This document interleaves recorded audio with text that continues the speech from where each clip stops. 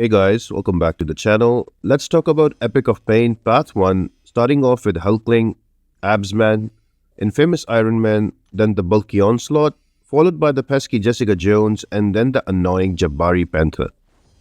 The best options for this path you will require will be either a Silk, Photon, or a Deathless She-Hulk. These champions will run most of the fights for you, but you will need a dedicated counter for the roadblock fight Jabari Panther. And not to mention, you can use that champion against Onslaught as well, so it better be a tech. Your options for that particular fight are Prowler, Warlock, and my personal favorite, Jack-O-Lantern. Now this is categorized as an easy path if you have a rank 3 Silk or a rank 3 Photon. Let's make that clear before we jump here. No path is easy in Epoch of Pain, they are all relative to what champions you have. The first fight is going to be Hulkling with loads of different nodes that you can check on the right side of the screen. Let me explain the gameplay loop about this one. So you don't want to get hit even in your block because of the invade node, and you have to hit opponent while he is blocking with your special attacks. Now you will gain power every time you hit Hulkling's block, so you have to bring in a hero tag champion so it will stun Hulkling at the end of your special attacks when he is blocking, because of the node superiority paragon. Silk works well here because she has a built-in heavy attack, so she can help you remove those protections very easily, and you can do the full damage with your special attacks. You can do the same thing with Wasp as well. Other options that work well here are going to be Photon, Luke Cage, Spider-Man, and Spider-Punk. I would advise you to stay away from tech champions for this fight because of the natural class disadvantage, and they will not work really well for this fight. So, let's explain what's going on into the fight right now. Hulkling just finishes SP2, and you will notice that the protection is down, so I'm gonna throw an SP1 here because I have to alternate my specials because of the Hurt Locker node. Now I'm just gonna go in and build up to an SP2, and while try to keep him to an SP2 as well, but that's okay. Silk doesn't really care about that much because she has easy access to knockdown with her heavy attack, so not a big deal. I have 2 bars of power. I'm gonna wait for Hulkling to throw an SP2, and I'm gonna wait for him to block. And right in the block, I'm gonna go in, throw my SP2. The protection is on cooldown, and look at the damage at one go. Now, because I'm running a hero champion with superiority, he is going to be stunned at the end of it. So what I generally like to do, the cooldown timing on the protection is the same by the time you finish your SP2 and you go back in for an SP1. So I just try to throw that SP1 and get it out of the way and not worry and think about that Hurt Locker at all. So my gameplay loop is throw an SP2, then while he's stunned, build up your SP1 within the stun and throw that SP1 out as well. And in the meanwhile, build again to an SP2 and just hold on for Hulkling to throw a heavy attack or a special attack. Just like that. The protection is on cooldown. Make him block. Throw my SP2, and just like that, I am able to bring him down. You should be able to solo this fight super easy, especially if you're running a Silk. Other options work really well too. I've given them on the right side of the screen. The next best option I think is going to be a Wasp, and then a Photon or a Luke Cage.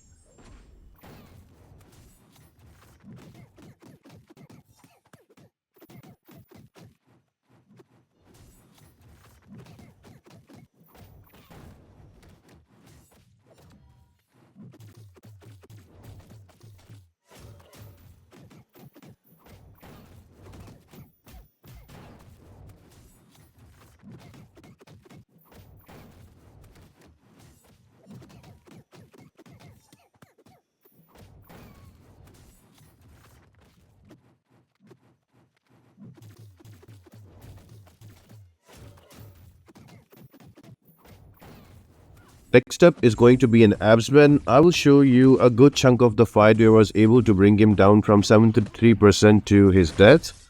Now, you have to limit Absman region and try to alternate his specials so he doesn't refine his forms.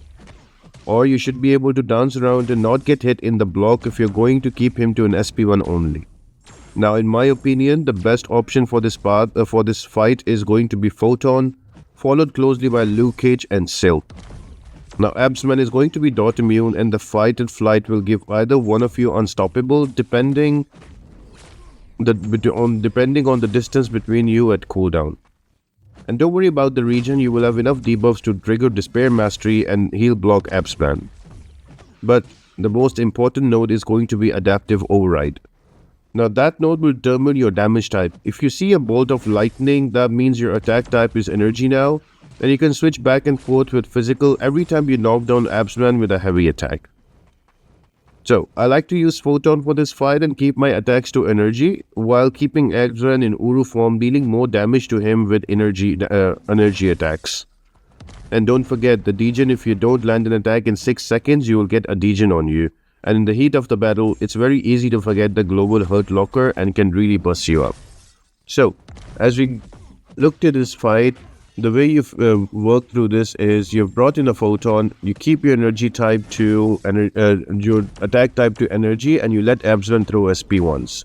Save up your strikers always, and I was try to push Absban to an SP1. So right here, Unstoppable is going to trigger, so I kept my distance, so I don't have to worry about the Unstoppable here. You will notice every time he's knocked down, he gets an extra cruelty on him, so he can really hit you through his block.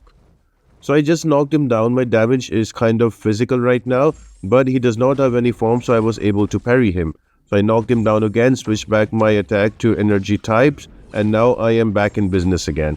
Just threw my SP1, so the next special attack has to be an SP2. So I'm gonna wait for him to throw the SP1 here.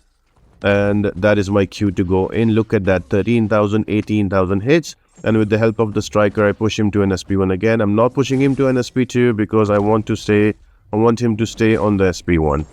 Right here, I made a mistake. I used 2 special attacks. I was almost about to die, but I got in a heavy attack in time to dispel the Hurt Locker Blast. Again, I'm using a heavy attack to switch back to my energy damage. So the name of the game here is just make sure that you have your energy damage active while he has his Uru form, so you can do extra damage, you can get through this fight. But if you keep your damage type to physical and Absban is also in Uru form, it gets very, very difficult to get through this fight. I've also done this fight with Void. He works amazingly well also here with his reverse health and regen. He also bleeds out Absorbing Man, but it's a slower fight. The best option is Photon, followed by Luke Cage and Silk, so you can use them to your advantage and take down Absban.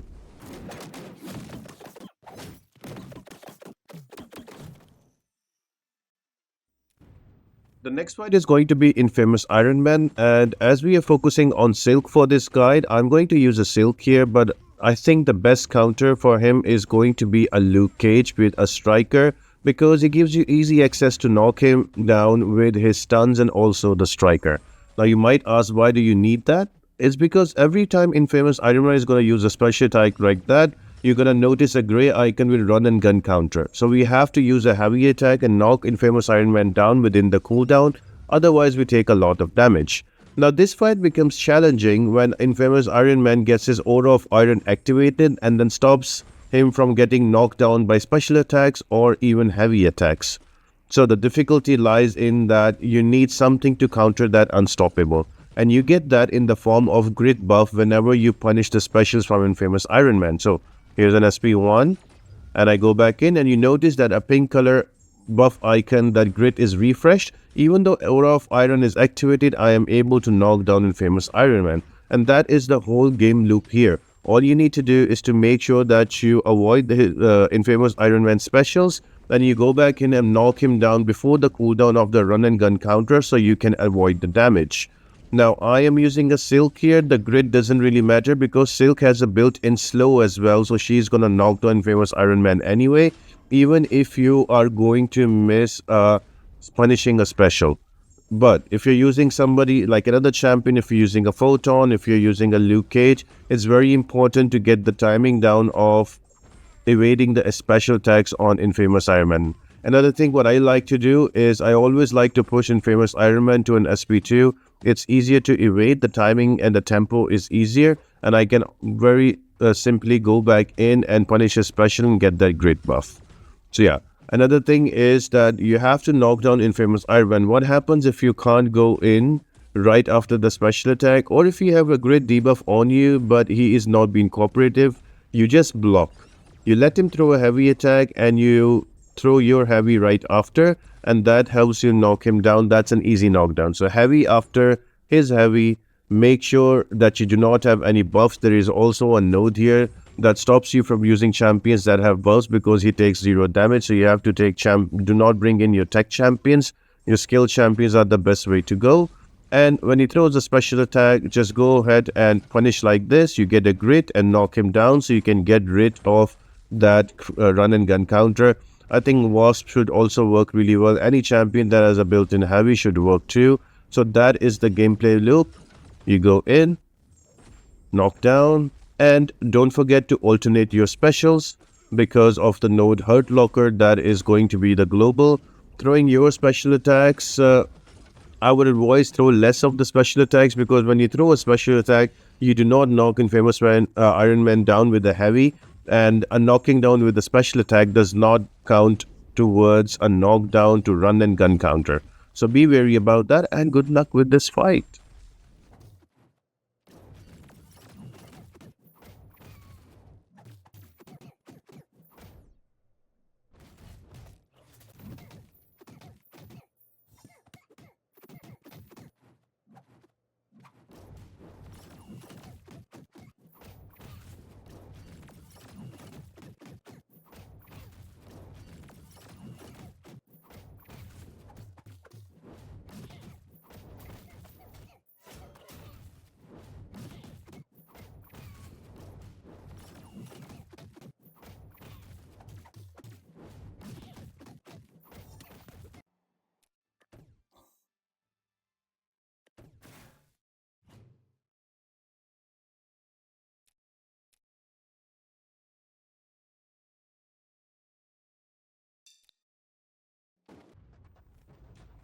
Next up, we're going to have the most annoying fight of this path. That is going to be an Onslaught. Now, there are plenty of options that can take him down, but let's talk about that after. Let's look at the fight. So, the way this fight is designed is you cannot throw any kind of criticals at him because of the dulled node. And also, when he throws a heavy attack, he is going to have an unstoppable on him. So, you will get very few openings to do any kind of meaningful damage to him. And on top of it, whenever you are going to gain a bar of power, you're going to get a power sting on you. The only way you can remove the power sting is either you just dance around and let it expire, or you do an intercept that transfers the power sting to Onslaught. And when he does throw that special attack, he can take a bit of damage with those. Now, because the power sting damage is not much, it doesn't really hurt him, but if you get the power sting on you and you use a special attack, it really takes you out.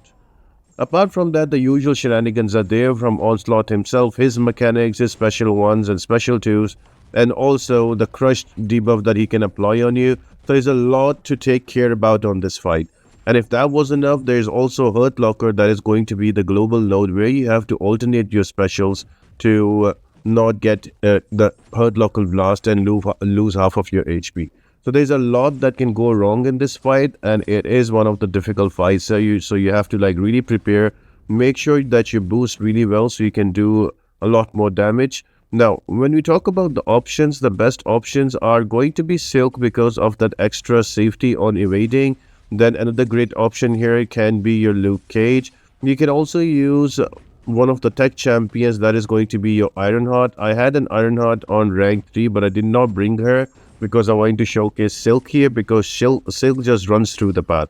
But if you bring in an Ironheart, make sure that you activate her. You don't activate her Incinerate pre-fight. Activate the other one where she can do physical damage, and then spam your SP1s. That should be enough to melt down Onslaught slowly. So, having that out of the way, now the biggest challenge of this fight is how do you find openings to attack him, because his SP1 is really annoying. You cannot go back in. Now, I could show you the perfect decks on SP1, but most of the community, including me, we will not be able to get the timing down. The way that works is you try to dash in after the third hit of the SP1 and then dash back to avoid the fourth hit and then go back in to do some kind of damage. But I have an easier way, so I wait for the SP1, dex, and as soon as the last beam is in the middle of the screen or just leaves Onslaught, I dash back to evade that and go back in. Now, this method only works 80% of the time. So right here, last beam out, and I'm going back in. So if you put the timing right on this, you can go back and catch Onslaught off guard and do a bit of damage there. But again, it's not easy. So Dex, Dex, Dex, Dex, and swipe back in. Now this works really well if you have Onslaught cornered to his side of the wall, because he does not have any place to go and do like Dex intercept to you. So I would suggest you can do a lot of that when you have him to his corner of the wall, and you can slowly bring down Onslaught. It is going to be an annoying and tedious fight. It's going to cost you 4 to 5 revives. Just be ready for that. One champion that works really well is going to be a Deathless She-Hulk. She can do a lot of damage with her stacking traumas. And also, somebody you wouldn't think about will work really well is going to be the Void. Because Void will stack all of those debuffs, and he's going to keep doing that damage over and over again to Onslaught, and he's going to melt away faster. So those are other two options that you can really think about. I am using a Silk here just because I want to showcase that, but feel free to bring in other options. If you have a rank 3 Silk, this fight would have been over by now.